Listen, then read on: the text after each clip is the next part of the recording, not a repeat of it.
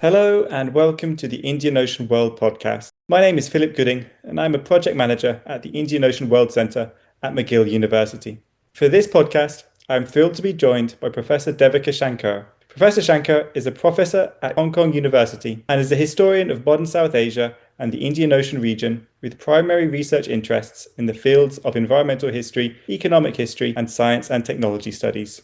Her first monograph, which was published last year with Cambridge University Press, is entitled An Encroaching Sea, Nature, Sovereignty and Development at the Edge of British India in 1860 to 1950. It is a wonderful scholarly work which focuses on the history of harbour development in Cochin in southwest India, and that is what we're going to be discussing in this podcast.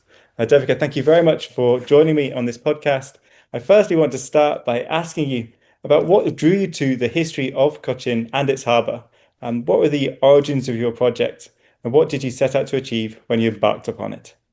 Thanks so much for having me. It's great to be speaking as part of the Indian Ocean Center's podcast series. But the sort of answer to this question is a little more convoluted than I would have liked. So I did not set out to work on Kochi at all. I had sort of gone to the Kerala State Archives in Calicut or Kozhikode initially to work on a project on Kozhikode itself. So Kozhikode is a port city to the north of Kochi, most famous for being the place where Vasco da Gama arrives in 1498. And I wanted to sort of chart the decline of Kozhikode in the 18th century and sort of use that as a window into wider sort of changes in the Indian Ocean. So I'd gone to the Kozhikode archives with that project in mind in 2014. But very soon I was beginning to feel very overwhelmed with all the quantitative data, all the statistics that I was seeing, all the trade reports that I was looking at. And during that time, I was mostly looking at revenue records at the Kozhikode archives. And I began to sort of notice these exciting looking index entries, not to do with Kozhikode, but to do with Kochi. And these index entries were titled things like Encroachment of the Sea, Cochin in Danger. And mostly because I didn't really have much else to do in Kozhikode for the 4 months that I was there, I started requesting these documents out of interest. This is when I first sort of came upon and came across this problem of coastal erosion, which at that point I didn't know anything about. Now, coastal erosion is once again in the news in Kochi and in surrounding areas. But at the time, I really didn't know much about this problem. So I started reading about it and very quickly became very interested in the discourse of nature around Kochi and the way in which colonial officials were talking about Kochi's environment and the anxieties that this sort of shifting environment was sort of generating within the colonial administration. So I started from there really, and I think that soon I began to realize that I was far more interested in this set of records compared to the pile that I had accumulated on Kozhikode, which was just gathering dust. So I think at a certain point, I decided that I wanted to shift my focus to Kochi.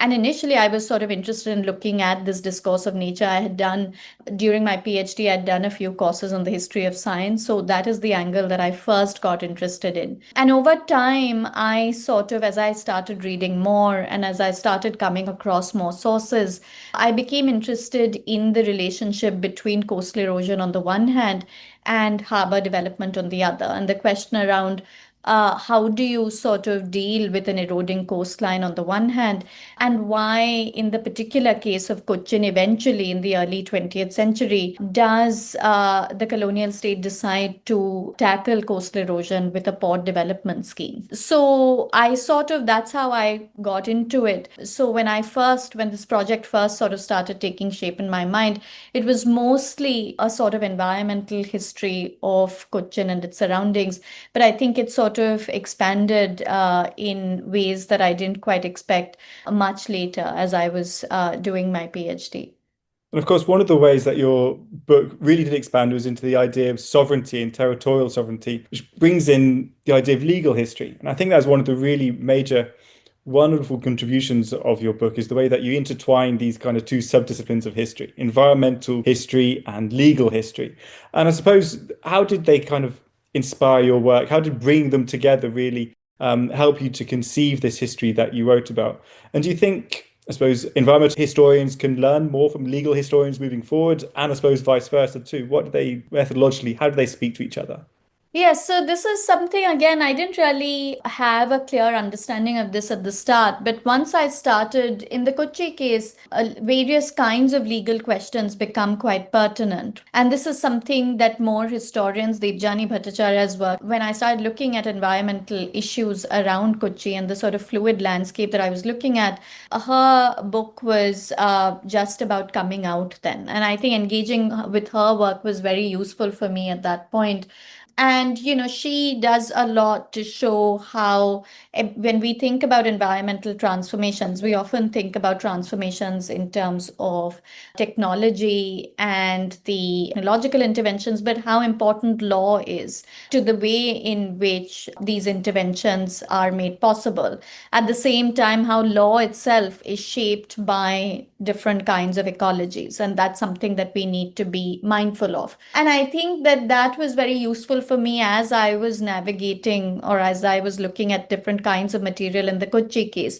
So in Kochi, one of the ways in which law becomes important, apart from the fact that the classification of land as property, how certain lands are valued, affect the way in which the state sort of intervenes in these lands. But alongside that, and one of the ways in which I use law is through the way in which the princely states get involved. So Kochi was British port. It was in British India, but it was surrounded by two princely states.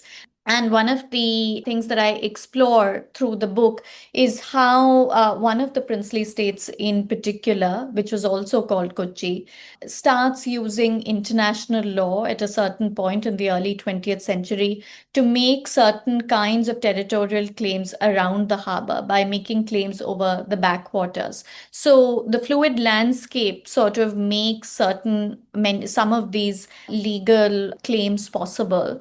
At the same time, law also then contributes to the reshaping of this environment around the harbor in significant ways. Thanks. That's really interesting as well. And this is where I'm going to betray my lack of expertise in South Asian history. But in terms of like the centering princely state seems kind of completely a new, or at least a pretty novel approach to kind of understanding colonial South Asia. And kind of centering them as kind of important political and economic actors, especially in the creation of this infrastructure project, which to me, at least from my initial understanding, was so colonial in origin. I suppose then, what the question from that I would ask is, what can historians of South Asia take from Encroaching Sea when thinking about princely states in the context and some of the big themes in South Asian and Indian Ocean history, such as colonialism, infrastructure development, and also, I suppose, the environment as well? Yeah, thanks for that. I mean, that was one of the challenges that I sort of struggled with, how to sort of bring in the princely states and how to integrate that in the sort of wider story I was telling. And part of the reason there've been a lot of very important and very interesting works done on different princely states. And I've gained a lot from the sort of issues that they've raised.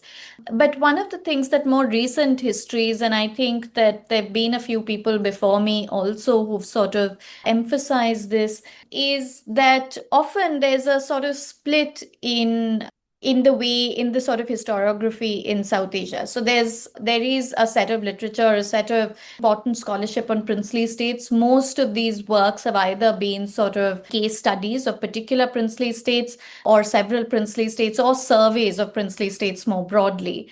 And on the other hand, you have the scholarship on British India, and a lot of the thematic sort of scholarship on South Asia has been largely focused on British India. So whether it's environmental history, whether it's legal history, whether it's economic history, most of the generalizations that have been made have largely been through a focus on parts of British India.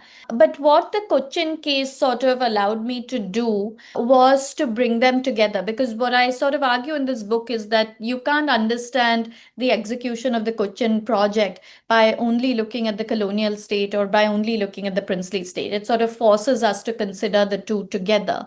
And in that sense, it's an important and a sort of useful window, I think, it provides a useful opportunity to bring the two together, to sort of look at two things that usually historians consider separately, princely states and their developmentalism on the one hand, and the colonial state on the other, and to look at how these two work, how these two come together in one project.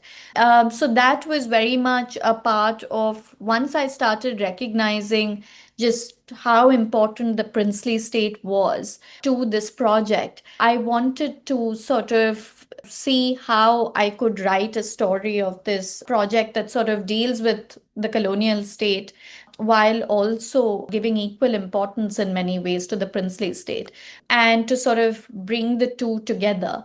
And I think the other thing that Cochin allows me to do, or I think Cochin provides an opportunity with, is that I think a lot of the generalizations on princely states in South Asia. So many historians of South Asia have said how there were 500 odd princely states in South Asia, and they sort of talk about how diverse these states were. But a lot of the generalizations on princely states and the limits of their power, etc., have been made on the basis of case studies of very particular princely states, usually the largest princely states. Whereas I think Cochin doesn't really fit into those sorts of models. And in some ways, I think as a result, it really sort of highlights just how diverse these princely states were, and just how, of course, there are certain limits that all of these princely states have to operate within. But even within that, geographical factors, various sorts of economic factors could create slightly different sort of dynamics for each of these princely states. And I think Cochin was interesting because it just didn't fit into, when I started reading more about Cochin, it didn't fit into most of the models that I had sort of seen from existing princely state histories. So that begs the question then. So why was it different? What makes Cochin stand out, and what made Cochin the particular dynamics of Cochin's position, longer term history? What enabled it to kind of assert its sovereignty in a way that perhaps other princely states couldn't, particularly in relation to this harbour project that was going on at the colonial controlled, I suppose, port area? Yes, so the Cochin state was quite unusual for a couple of reasons. One is that the Cochin state was one of the few coastal princely states in South Asia. So this is something that people like Barbara Ramusak in their wonderful sort of surveys of princely states have noted, which is that most princely states, so even as there were more than 500 princely states in South Asia, only 14 of them had a coastline. So it was very rare to be a coastal princely state. And Cochin was one of the few that was one of these 14. And that sort of set it apart from most of the princely states. And having a coast, having access to the coast, having ports, created certain sorts of opportunities for princely states like Cochin. It also created complications for the British. In the 19th century, and this is something that I trace in one of my chapters, the fact that this was a princely state with a lot of ports of its own in a very lush and agriculturally sort of fertile part of South Asia meant that the colonial state was sort of forced to reach certain kinds of agreements in order to try and channel this produce in this part of the Malabar coast towards their own ports, and to prevent the princely states, or to stop them from using their own ports, because this was seen to be leading to a reduction in colonial revenues. So all kinds of complications arose because in princely states which had a coastline, which had access to ports. The second thing that sort of made the Kochi exceptional was the fact that Kochi was a port, as a port city in the Indian Ocean region. It had this sort of interesting history of colonization that sets it apart from many other parts of South Asia, which is that it was first colonized by, or at least the harbor was first occupied by the Portuguese, then the Dutch, and then the British. And that meant that it basically, when in the 20th century, and this is something that I explore in the book, that in the 20th century, when the Cochin state starts invoking international law, this longer history of European occupation starts creating legal complications for the British, because there's a big sort of question mark over the exact territory over which the Portuguese first had sovereignty, and then they had transferred this to the Dutch, and then this had been transferred to the British. But because early modern treaties were often quite vague on these questions, when in the 20th century these questions come up, when the Cochin state raises these questions, they realize that it's not actually very easy to ascertain exactly where the boundaries of Cochin port lay in the 17th century, in the 18th century, and in 1795 when the British take control over the Cochin harbour. So it sort of creates an opportunity for the Cochin state to raise certain kinds of, or to make certain kinds of claims. So I think this sort of longer history of Kochi as one of the prime sort of Indian Ocean port cities is really important for understanding some of the claims it's able to make in the 20th century. At the same time, I should also say that the broader context of what is happening in the 20th century is very important. By this time, by the 1910s, 1920s, with the rise of Indian nationalism, the British are more and more dependent and reliant on these princely states. And so these kinds of claims have a certain sort of power that they didn't have before. If the Cochin state had tried to use international law in 1850 to make these claims, no one would have taken them seriously. The political context in the 1920s is very different, and it can't just be brushed aside by the British in a context where nationalism is becoming more of a potent force. And so I think all of these sorts of issues need to be taken together to understand why the Cochin state is able to make some of the claims that it does. And I should also say something that I should have mentioned at the outset, that I said that it was quite unusual for a princely state to have a coastline. It was even more unusual for a British port to be surrounded by a princely state. There are very few such cases. And so these sorts of factors come together at certain moments, as I trace in my book, to create certain kinds of opportunities for the princely state that many others might not have. And it's a really wonderful book, and you've described it so wonderfully there. The way that you situate this harbour in this wider political context of the princely states, British colonialism on the kind of a spatial sense and a kind of political sense, but also this longer term context that stretches all the way back to the early modern period, at least 20th century infrastructure project. In these kind of wider contexts, both spatial and temporal, just so interesting. And I wondered, what took you to kind of that approach, and what kind of benefits do these kind of long-term views have for understanding these kinds of big infrastructure projects, such as the one that you studied? That's a really interesting question. And I hadn't really thought so much about this when I was writing it. It seems sort of more obvious to me. The more I think about it, the more I realize that it's actually a very sort of insightful question in terms of why is it that this is a project that ultimately was executed in the years immediately following the First World War. And why do I sort of take the story back as much as I do? I think for me, there are a few reasons why this was the case. I first got interested in Cochin through the late 19th century material. I was interested in the shifting coastline.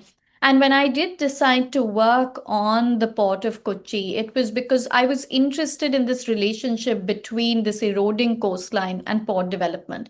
One of the first questions that I started really getting interested in is when I came across a bunch of material on the Kochi Harbour project. So this is the port development project that is executed immediately after the First World War, allows the harbour to be dredged and turns Cochin into a major port. This is a major port is a classification system used by the government of India, and only the most important ports in India are designated as major ports. So this project, when I came across a bunch of material on this project quite early on in my research at the Kozhikode archives, I realized this project was executed during a period of increasing coastal erosion.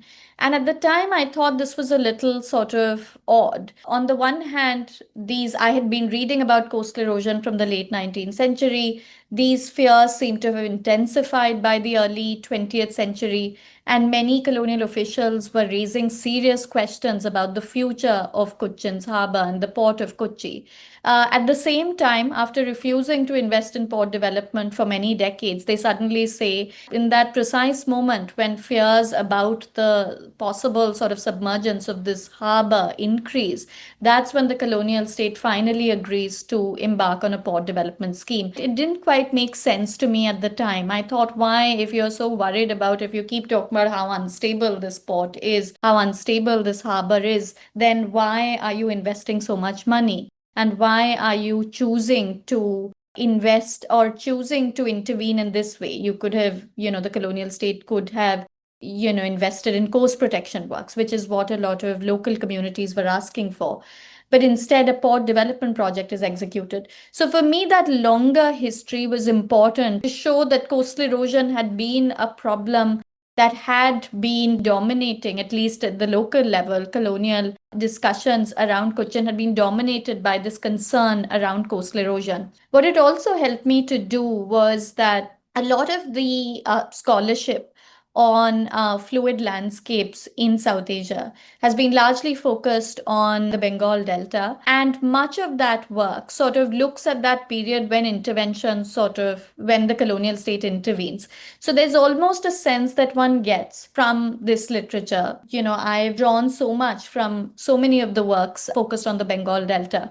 But there's almost a sense as if the intervention is a reflex action of the colonial state. In fluid landscapes, as soon as you begin to see big shifts in the landscape, the colonial state, for various reasons, and different historians have shown in really sort of excellent ways, just the structural reasons why the colonial state would intervene. But in this case of Kochi, that question of intervention wasn't so obvious.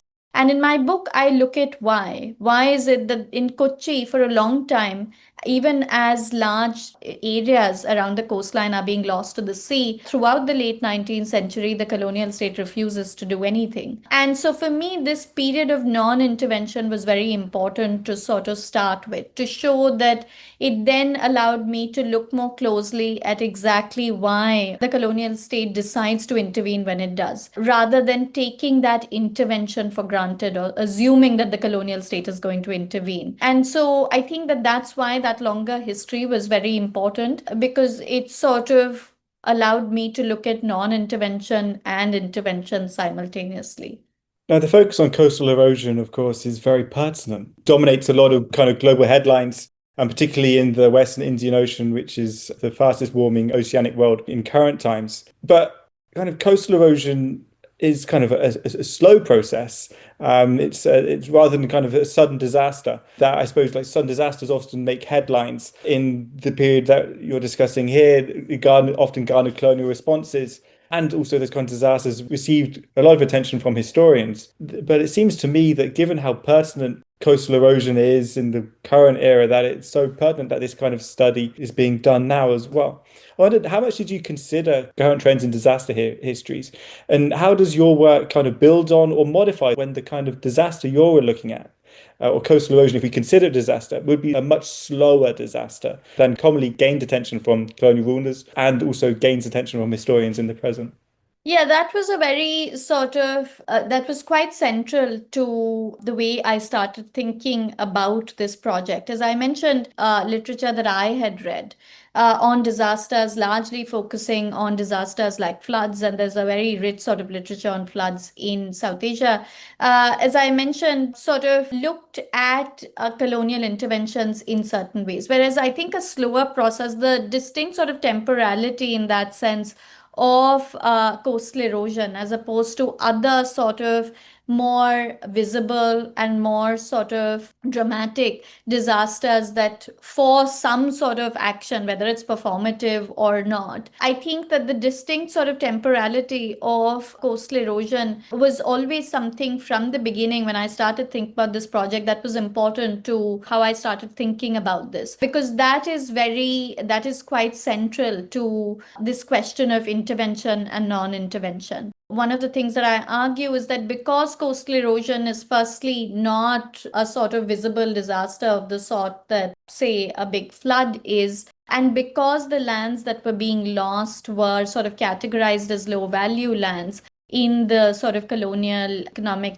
structure, the loss of these lands just did not register in the way that it would have registered if it was a big flood that had destroyed huge amounts of property, that was sort of inundating large tracts of agricultural land. But because these coastal lands were seen to be, and these were designated officially as low value lands, and because it's a slow process and it's a seasonal process where every monsoon some lands begin to be lost, it could be ignored much more easily. And for a long time, that is what happened. It was sort of, this was a problem that coastal communities would keep writing about. And from the 1860s, there are petitions to the colonial administration and to the Cochin state from people who are losing their lands saying, we want coast protection works, we want certain kinds of interventions. But the states, neither state really, is willing to invest till much later. And I think that the form, as you very rightly said, the form of coastal erosion, the sort of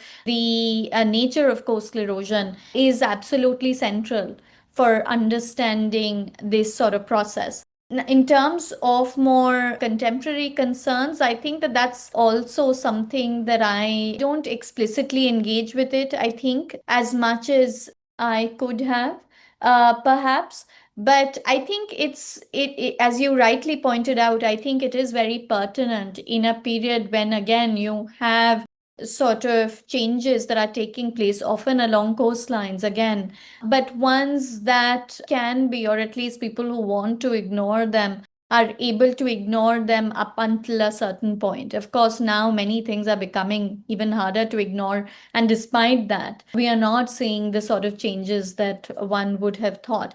But I should say that one of the things that I first, when I started thinking about this relationship between coastal erosion and port development, one of the things that I did explicitly sort of connect it with in more contemporary context was the reason that I wanted to look at this relationship is because even today, we're living through the climate crisis, and there is this sort of sense that a recognition of climate crisis or the lack of recognition of climate change is what is stopping certain kinds of interventions. But what we are seeing really is that even when there is a recognition of climate crisis, there are various sort of reasons why we are still not seeing the urgent sort of interventions that we should be seeing.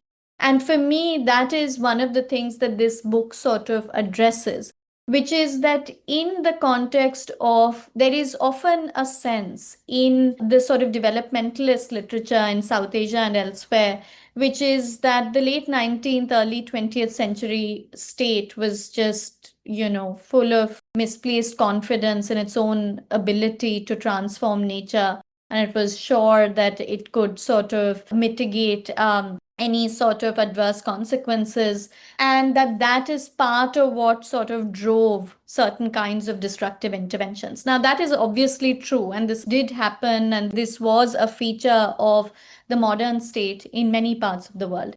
But what the Cochin case sort of, I think, highlights is that even in contexts where this sort of confidence was lacking, even when colonial officials are saying we don't quite know what's going to happen if we dredge this and, things don't quite work out, we dredge this harbor and things don't quite work out. There are various structural reasons why that is still the better choice for states like the colonial administration during that period. And so even now, what you're seeing in Kochi is, despite so many concerns around the harbor, around the surroundings of the harbor, the state government, the central government in India, they're all sort of still doubling down on these sorts of interventions. It's not because they are all climate change deniers. Sometimes they use the language of climate change to actually intervene again in more destructive ways. So I think these structural sort of issues, whether it's financial, whether it's political, just show us that, recognition of climate change is, of course, or any sort of crisis is, of course, very important. but it's not enough in terms of trying to sort of make space for certain kinds of interventions.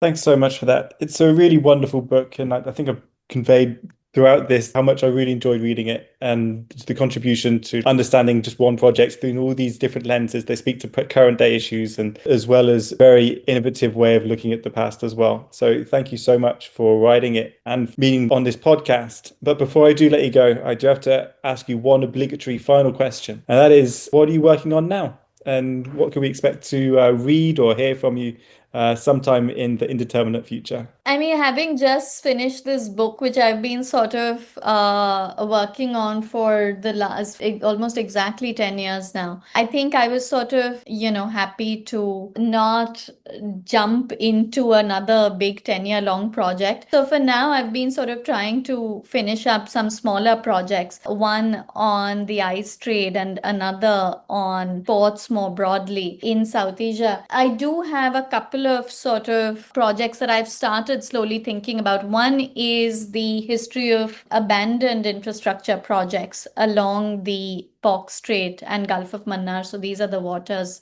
separating India and Sri Lanka. While working on the Cochin project, I became interested in projects that begin but don't quite make it, are eventually abandoned. And I sort of became interested in using abandoned projects as a way of looking at infrastructure in slightly different sort of ways. So these waters between India and Sri Lanka have sort of attracted a lot of interest, a lot of grand infrastructural visions, but many of them over the years, whether it's in the 19th century or even now, have been abandoned for various reasons.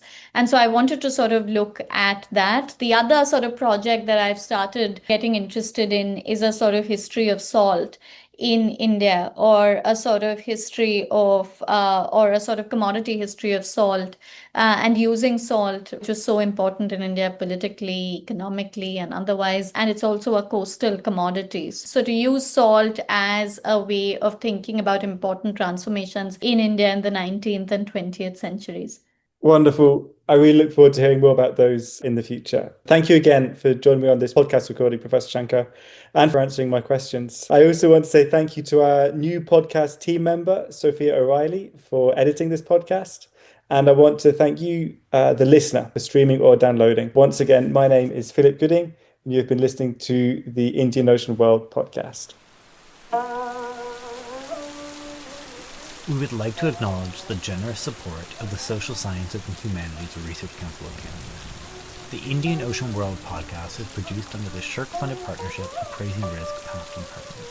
The podcast runs in conjunction with the annual speaker series at the Indian Ocean World Centre at McGill University, Montreal.